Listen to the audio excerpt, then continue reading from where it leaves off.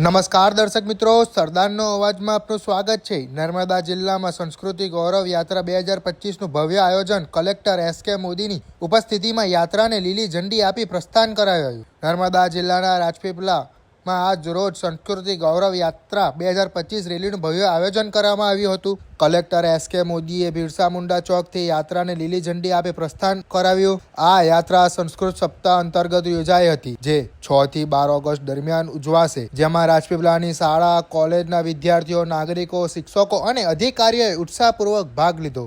Rally Birsa Munda ચોકથી શરૂ થઈ શહેરના મુખ્ય માર્ગો પર થઈ પસાર થઈ ડોક્ટર બાબા સાહેબ આંબેડકર હોલ ખાતે પૂરી થઈ। વિદ્યાર્થીઓએ ઋગ્વેદ, યજુર્વેદ સહિતના વેદો અંગે બેનરો, પ્લે કાર્ડ અને ઋષિ મુનિઓના વેશભૂષા દ્વારા સંદેશ આપ્યો। સાથે જ ટેબ્લો મારફતે વૈદિક સાહિત્ય, વેદ મંત્રો, સંસ્કૃત શ્લોક અને ગરબાની રમઝટ સાથે ભારતીય સંસ્કૃતિનો ઉજાગર કરવામાં આવ્યો। આ કાર્યક્રમ ગુજરાત સંસ્કૃતિ બોર્ડ, નર્મદા જિલ્લા વહીવટી તંત્ર અને શિક્ષણ વિભાગના સહયોગથી યોજાયો હતો। મુખ્ય ઉદ્દેશ યુવા પેઢીમાં ભારતીય સંસ્કૃતિ અને સૈનિક મૂલ્યો પ્રત્યે જાગૃતિ લાવવાનો હતો। આવી વધુ માહિતી માટે જોડાયેલા રહો સરદારનો અવાજ સાથે।